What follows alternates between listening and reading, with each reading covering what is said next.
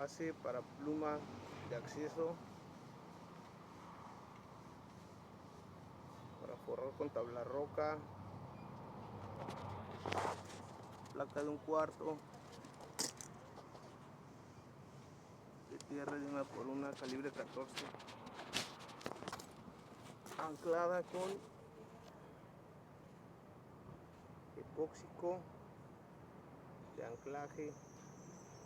varilla de 3/8